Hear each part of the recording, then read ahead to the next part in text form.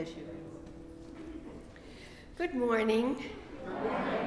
Thank you for coming out on this Thanksgiving weekend. I thought the church would be empty, but y'all are here, so yay for us. Welcome to First Parish Brewster. We are a Unitarian Universalist welcoming congregation of people of diverse philosophies and beliefs, people of various cultures and races, sexual orientations, gender identities, abilities, and socioeconomic backgrounds. Whoever you are, wherever you are on your path, may this be a place of rest and restoration on your journey. I'm Elenita Muniz, Worship Associate, and your host this morning. Happy to be welcoming you to the service today with our Lifespan Religious Education Director, Twinks Hastings, and our guest minister, the Reverend Michael Hall. Reverend Michael has been the settled minister at the Keene Unitarian Universalist Church since the summer of 2012. From the outset, Reverend Michael, or just plain Michael if you'd rather, has sought to build a multi-generational culture by creating an atmosphere where each generation is equally engaged, included, and reverenced for its unique and timeless contributions to our unified community.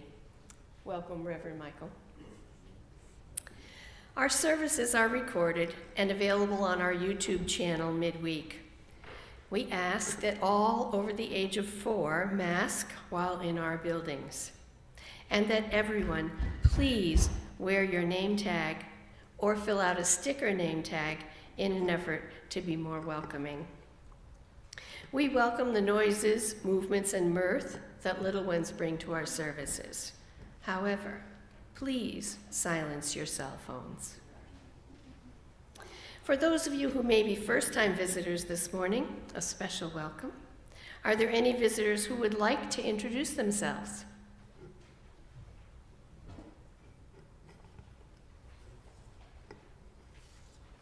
Well, welcome to all. If you would like to learn more about First Parish Brewster, please fill out a welcome card, which you will find in the pew rack in front of you, and place it in the offertory basket. Welcome on this morning we make sacred by our presence together. And a big welcome to people streaming. We are glad that you are here with us today.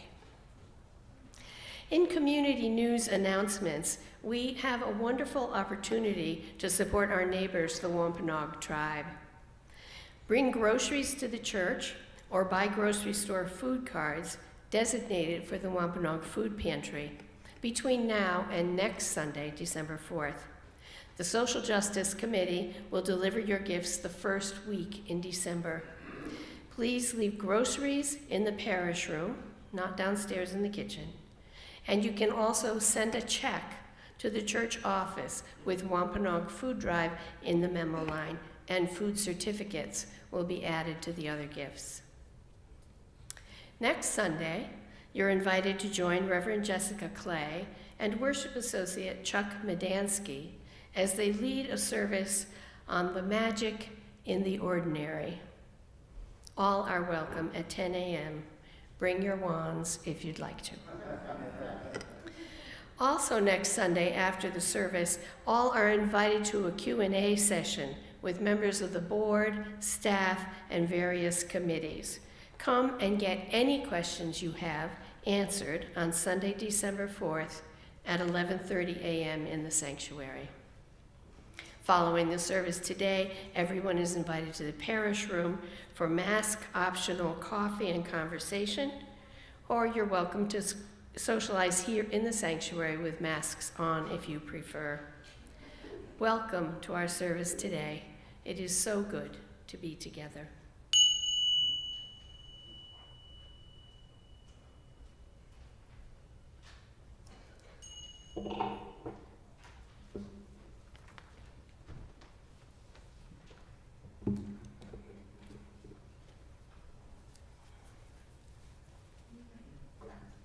With a service named Random I think it's only right that I change the call to worship from whatever is in your order of service to the poem She Speaks a Various Language by Marily Crystal.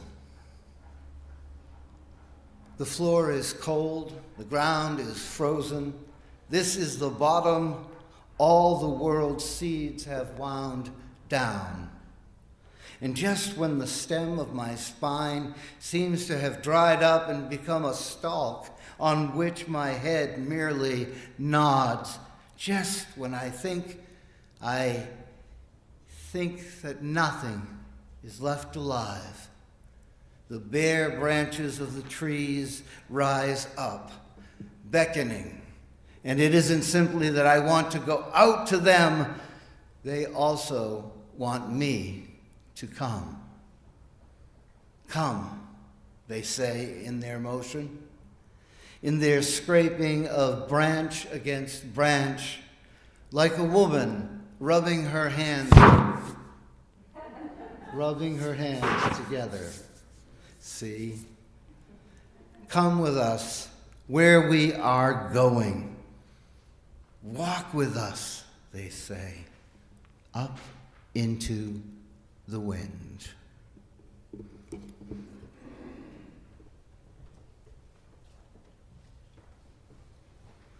Our chalice lighting this morning comes from the Katha Upanishad.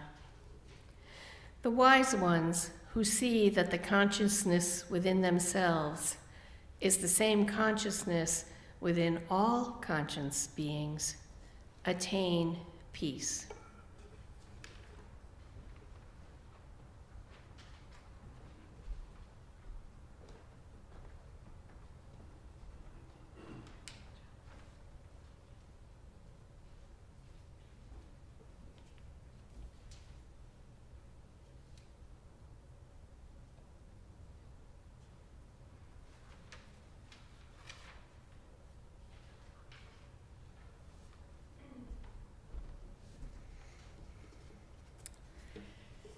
Does anyone know what Sunday this is?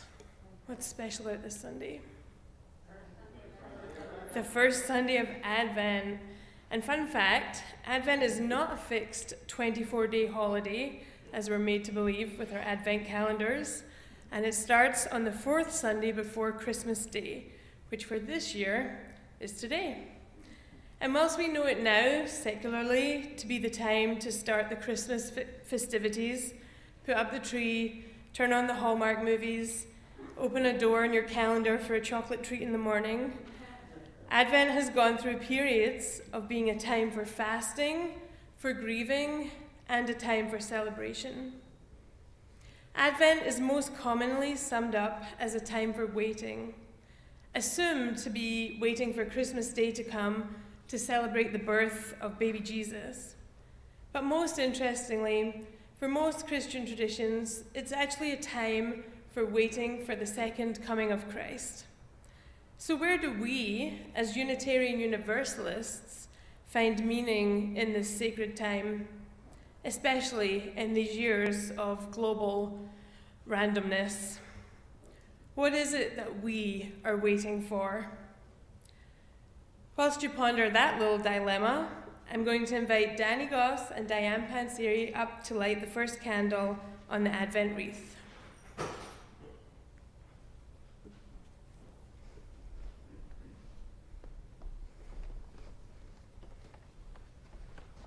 As we light our first Advent candle this morning, in this season of waiting, may it remind us to be fully present with ourselves and each other.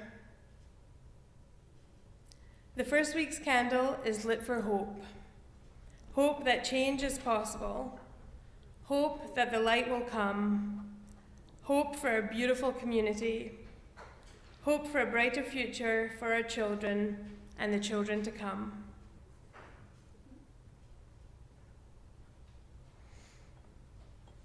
Thank you. Will you please rise and body your spirit for hymn number 100, I've Got Peace Like a River.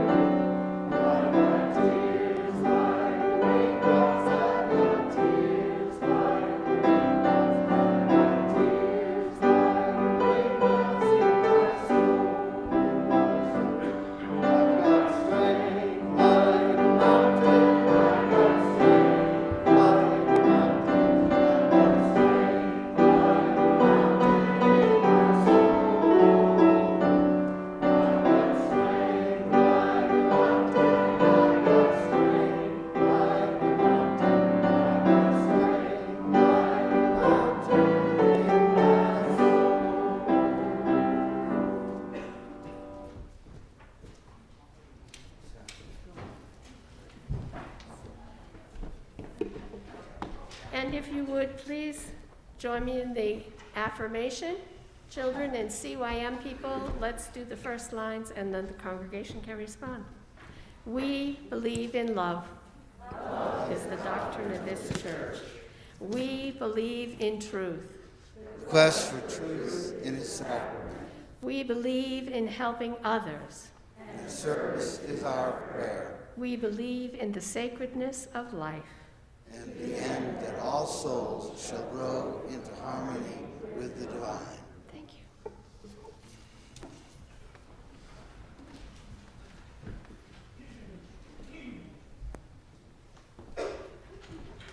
Before we go too far into the world of story, I just want to thank Twinks Hastings and Elenita for all the help they gave me in putting this service together for you today.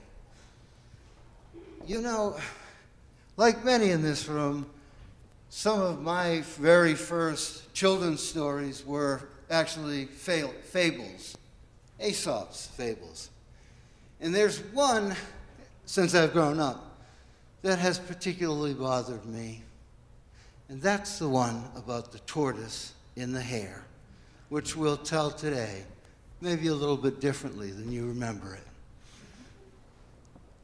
There was no reason that anybody in and among the animals didn't know what was going to happen on this day. The reason why they knew what was going to happen on this sunny morning was because of a certain member of the community that always reminded them. Race day! No one beats me, that's for sure. Do my warm-ups. There's a certain lack of humility in the hare.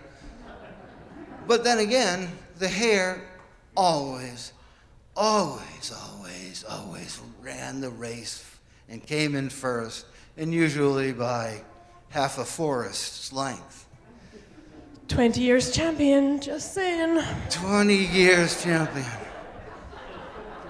And so, on this one day, it seems as though the tortoise woke up on the wrong side of his shell, if you know what I mean, and was determined that today that he, the tortoise, was going to give that fast-talking, big-mouthed hare the whipping that he sure needed. He was going to outrace that hare. He even got himself one of those bands to wear, so when the sweat came down, it wouldn't get in the way. So it came to the time for the race, and the two animals were joined by about 57 other species that always ran and always lost the big race. And when the time came and the bell rang, This guy's kidding, right? so did the race. Ding, ding, ding, ding, ding, ding, ding, ding. Begin. I'm gonna do a lap. I'm gonna lap him. I don't even need to run, just speed walking. This is the fastest I think I've ever gone. Oh, I'll be there soon. Nice band, mate. Oh well, another lap. Oh, I know I can, I know I can, I know I can. Oh, wrong step. Oh, I get so I know tired. I can, I know I can. Oh, he's so far behind. Try. I take a nap. I don't know why I try and outlap these fools every year.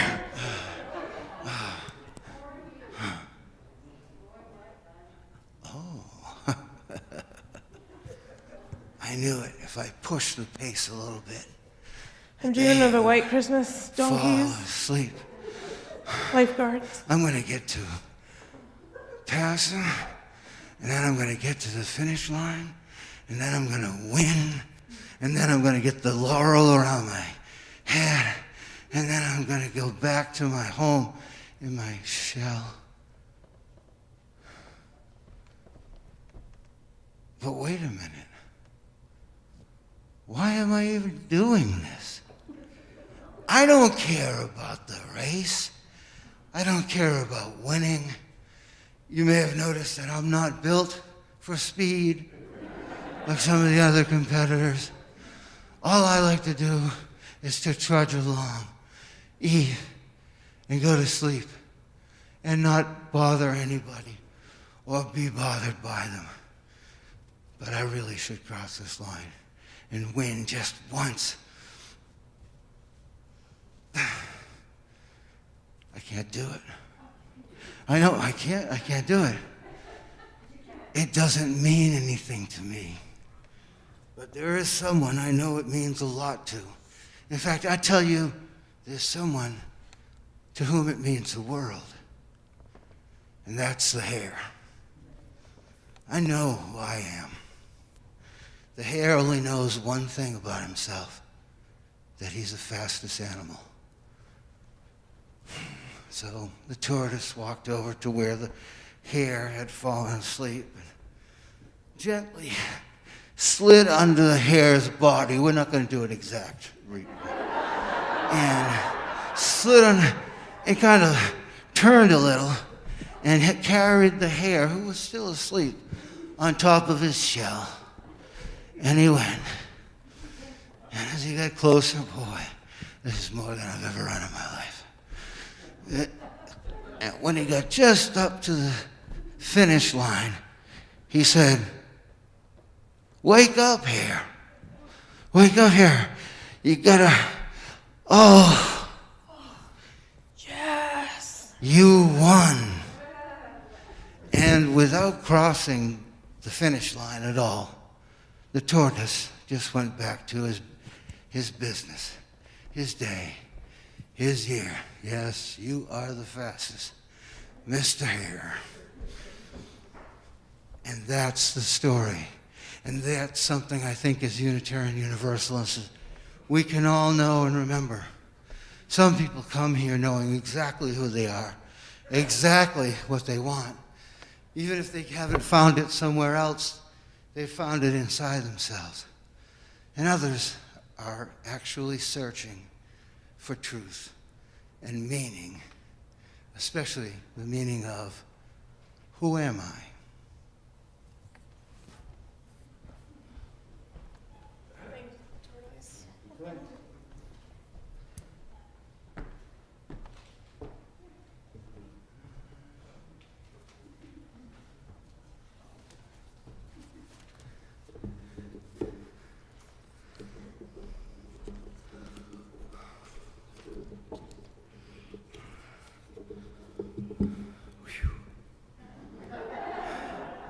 I'm winded.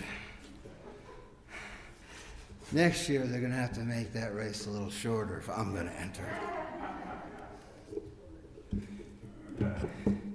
If you would, if you are so disposed, please join me in the spirit of prayer.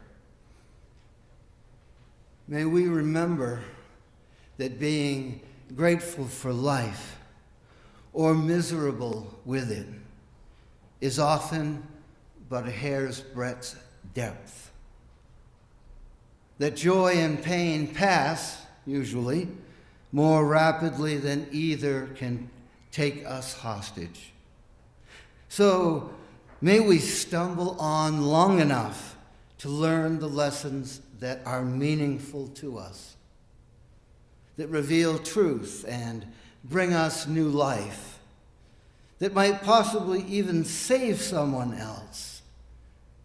May we judge ourselves kindly and others not at all, because we will certainly join them one day, all of them, at what is either the eternal recycling center or else the final shift when one and all we punch the time clock for the last time.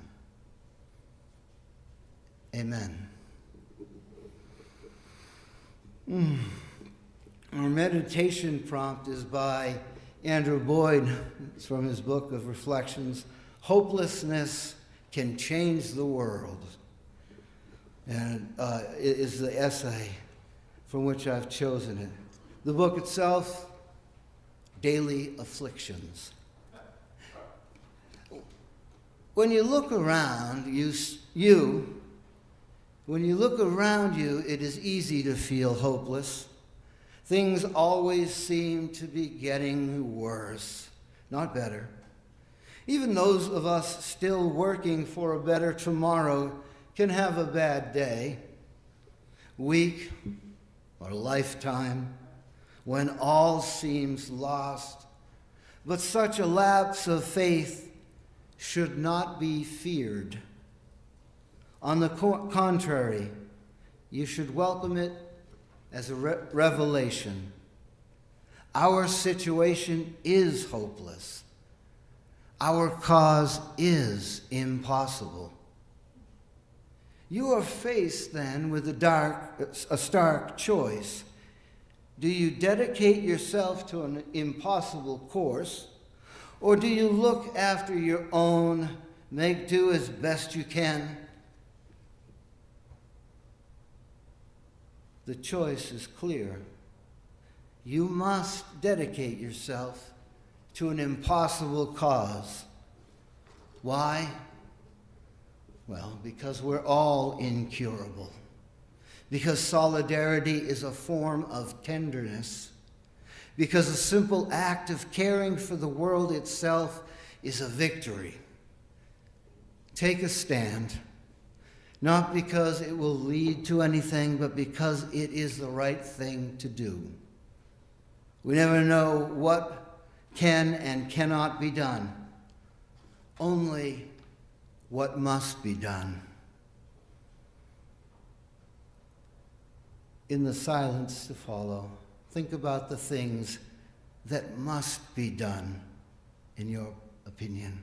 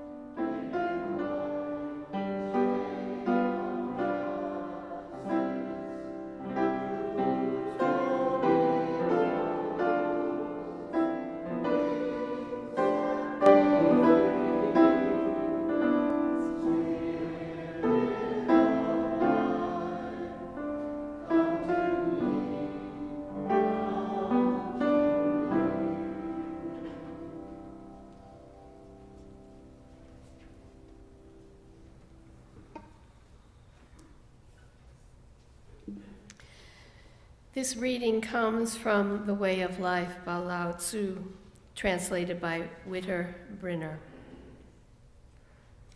The surest test that a person is sane is if they accept life whole, as it is, without needing by measure or touch to understand the measureless, untouchable source of its images, the measureless, untouchable source of its substances, the source which, while it appears dark emptiness, brims with a quick force farthest away, yet nearest at hand, from oldest time unto this day, charging its images with origin.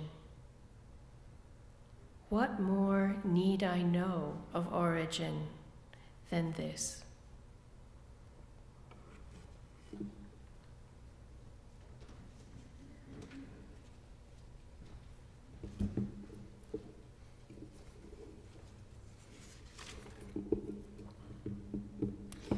The text for our second hymn was written by Dana McLean Greeley. Reverend Greeley served as the last president of the American Unitarian Association from 1958 to 1961, and the first president of the Unitarian Universalist Association from 1961 to 1969. The hymn is set to an English tune adapted by Rafe Vaughan Williams. It's number 326 in the Slate hymnal. It's called Let All the Beauty We Have Known.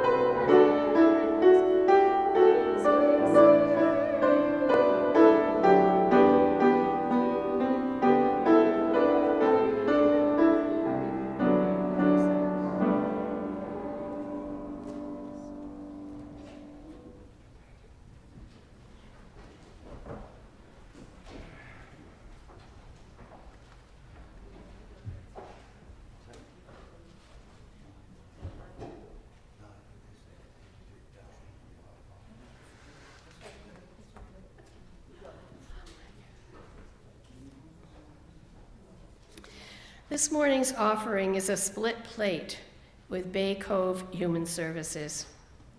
Bay Cove Human Services partners with people to overcome challenges and realize personal potential.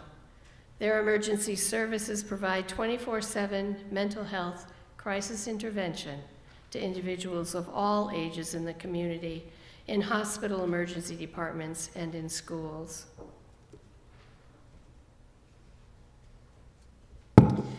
There are several ways you can give today. You can text to give, the numbers in your order of service, or you can donate on our website, or you can make out a check to FPBUU. Please write split plate in the memo line. However you choose to give today, thank you for your generosity. The offering will now be gratefully received.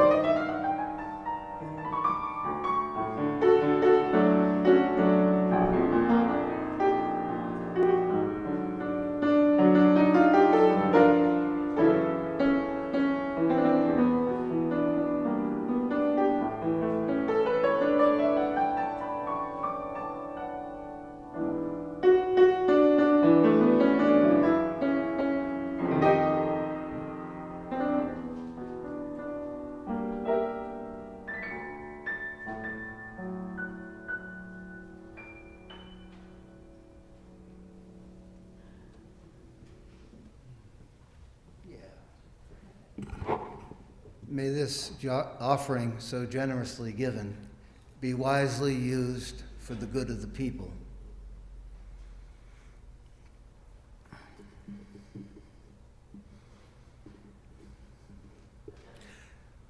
Our sermon reading is from A Short History of Nearly Everything by Bill Bryson. Not one of your pertinent ancestors was squashed, devoured, drowned, starved, stranded, stuck fast, untimely wounded, or otherwise deflected from its life quest of delivering a tiny charge of genetic material to the right partner at the right moment in order to perpetuate the only possible sequence of hereditary combinations that could result eventually, astoundingly, and all too briefly, you.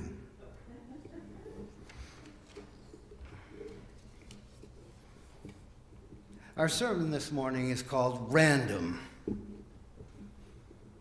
A long time ago, when I was still a teenager, I got a call from my friend Kevin, who was speaking so quickly and excitedly that I had trouble making out what he was trying to say. His story seemed to involve a new home given to him by basketball star Larry Bird. And I didn't know they were such close friends. It took a while for him to calm down enough to separate his words once again, to sound a little less breathless and squeaky, which was part of his voice, so I could understand. Eventually, I came to understand just what had happened, which indeed was fantastical, strange, fortunate, and, well, random. It seems Kevin's mother and her boyfriend, fiance, had been running errands several days earlier, and while at one of their stops, they had filled out a raffle ticket. I don't remember if they had to pay for the ticket or not, but it really doesn't matter for the purpose of the story. But if they were fortunate to have their names chosen, the grand prize was a new home presented to them by the young Celtics superstar. Just a few hours earlier, Kevin's mom and her soon-to-be husband got the call from Larry Legend, and soon they were no longer living in the crummy apartment complex that they didn't really like. And their lives changed for the better, or maybe just for the quicker. Once, when we were newly married, my wife, Jill, and I had appointments with an eye doctor that we loved, particularly because he kept office hours into the evening to accommodate those who worked, who needed to be seen after their shift ended, so they didn't need to take time off for a checkup. He was a good doctor and a nice guy. Thoughtful, helpful, and capable. On that occasion, however, when he came out to get me for my appointment, I noticed how pale and poorly he looked, and I asked if he was all right. He apologized and said, "No, not really." It seems that during an earlier examination, a routine eye test like the thousands he had done before, and the one he was going to be doing on me soon, he found something deadly lurking behind the eyes of another young person like me, just trying to make it all work. Someone else who had made plans too, that if the doctor was right, would never come to fruition. Both the doctor and his patient were stunned by the inbreaking of a harsh truth that came like a flash of lightning in the night, illuminating for a moment and ruining everything it touched. Sometimes the most monumentous things just happen to people out of the blue. Some events in our lives are truly surprising, neither expected nor planned. The nature of these unforeseen happenings may be beneficial or they may be lamentable, and either way are likely to throw us off our stride, if only briefly. What do you say when one of your heroes calls you on the telephone to give you a house? How do you respond when the doctor takes a breath and says, I spotted something on the x-ray that we need to discuss? There are things that we will face in life that are highly improbable. Some are the very definition of incredible, beyond belief, random. That doesn't mean that they defy explanation. It doesn't mean that they can only be the acts of God or even that they undermine our proof that there is no God to act. It means that some events, actions, or new ideas break the mold. They don't conform to the patterns we are accustomed to, or the usual things we are taught about how the world operates. We may have come to believe that some things could never happen, that there are more immutable laws of the universe than elegant theories and changing conditions. Our daily lives are built upon routines of activity within the larger repeats of culture and the evolution of our species.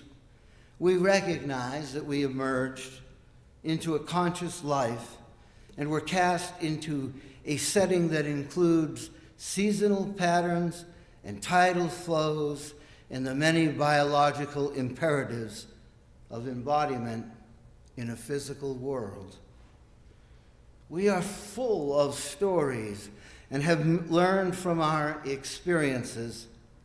Often we rationalize away the things that don't fit the narratives we have created for ourselves. Because we are meaning makers and social animals. No matter how you see them, you'll find those things both in our principles. As we strive to stumble along within the built landscape of our habitual responses to life and historically based thinking, can we really say that anything is random, truly surprising, a matter of chance? Perhaps the better question is, how do we square what we know and what we believe to be true with the changing times in which we live? The unparalleled environmental crisis we have imposed upon our planet, and the dizzying pace of technological revolution that has remade our world have many of us thinking that anything is possible and chaos is just plain is inevitable. According to theologian Elia DeLeo, our current situation is unlike anything that nature has seen before, because we are not simply byproducts of evolution. We are now the agents of evolution. We are filled with ancient emotions and needs, amplified by our intellects and conscious minds, embarking on a new century where we are creating fresh tools and technologies so rapidly that we are struggling to keep pace with the very changes we are bringing to the table. DeLeo asks us, where are we going and what are we becoming with our technologies? There are those who believe that there are no such thing as truly random occurrences. They believe that there is always a cause behind any event. That there are always a social and environmental context into which stories play out. Or when we remove ourselves from the immediate and social setting for a particular moment, we see an even larger pattern and put it into the place which the incident fits, by which it can be explained away. It can be explained, and with which it begins to seem to be necessary. Well, hello there. This is Larry Bird of the Boston Celtics. How are you today? Well, that's good. I'm calling on behalf of God. That's right, the big guy. Believe it or not, the creator of the universe wanted me to tell you that his eternal plan included that you would get a free house and land today. How's that grab you? One of the typical explanations for the unexpected is that it was preordained by a loving or at least quirky little deity who controls everything, loves everyone, but nevertheless favors some over others. Sometimes this idea is explanation enough, but it is not usually based on sound reasoning or good theology. Trust me, I got the degree. Hello there, it's Larry Bird.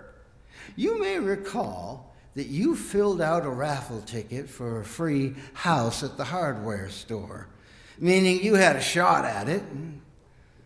Though the odds were not in your favor, somehow someone reached into the bucket and pulled your ticket out.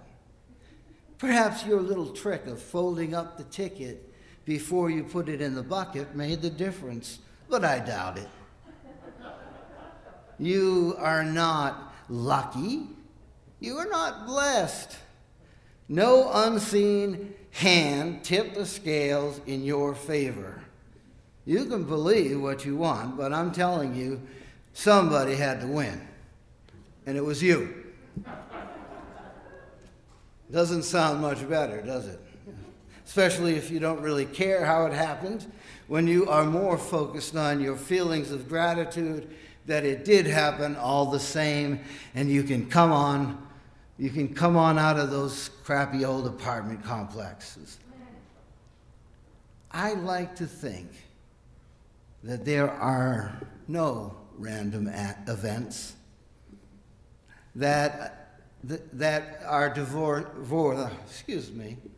I like to think that there are no random events that are divorced from meaning. Yet there are some things that are truly mysterious. These are experiences that defy belittling.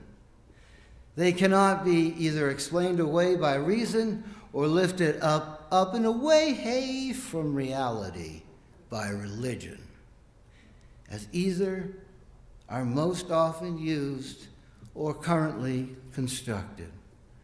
Some things just need time to reveal all the truth that they have on offer. an exchange of words, or an experience that may seem ordinary at first glance may take on a deeper meaning within a few months or years' reflections. Still, its full significance might require a lifetime. The meaning of all our experiences are subject to change over the years, just as everything else that has a life changes with time, passing away, or perhaps transitioning into something new and equally alive. All within the greater pattern, whatever that is, however it manifests, as love, as life, as God, as reason, as you will. As Leslie Hazelton says in the Agnostic Manifesto, ritual and dogma are merely the framework of organized religion.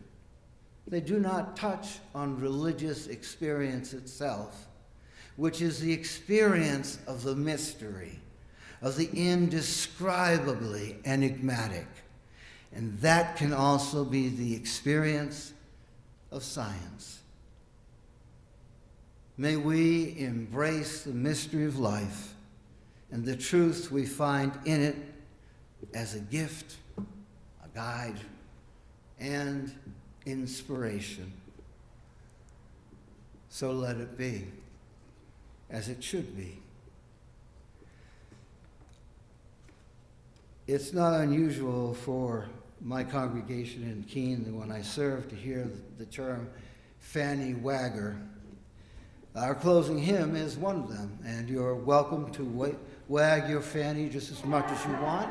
It's number 1018 in the Teals, singing the Journey hymnal. It's called Come and Go With Me. This is kind of a paced wiggle, like this. All right. You got me? All right. Please rise.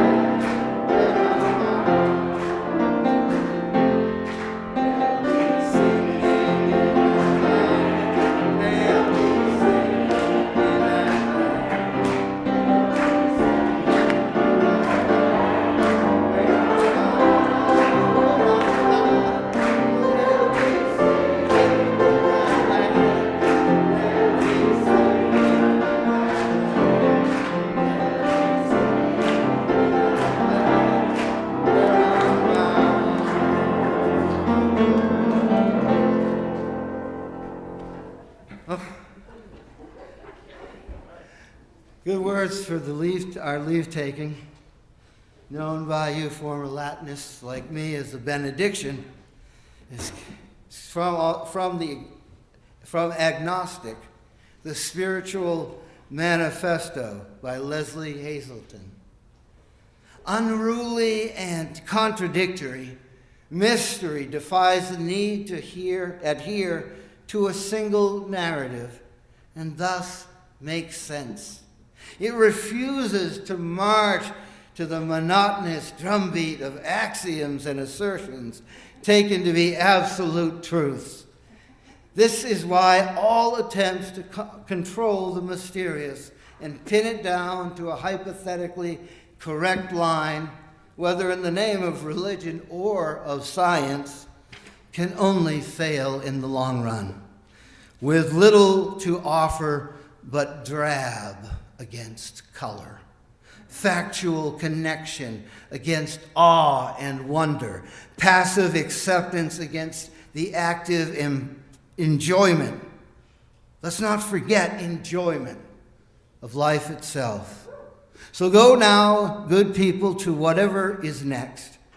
Enjoy the plans that you have made, the time you have been given, those things you have worked for and earned, but don't forget to allow room for the unplanned, the unexpected, for the random intrusion of astonishing, unexplainable things to which wonder is the only correct response. Go in peace and with a purpose. And thank you.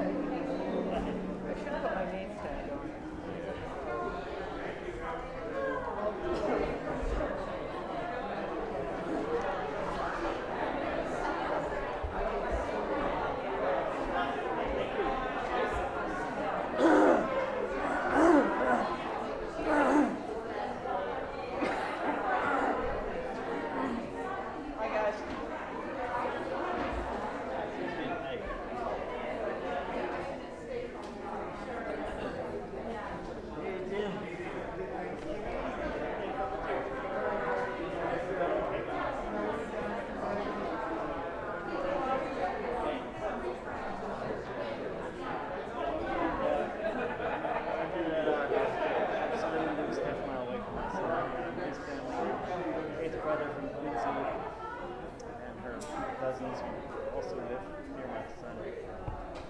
So that's it. That's the usual suspects.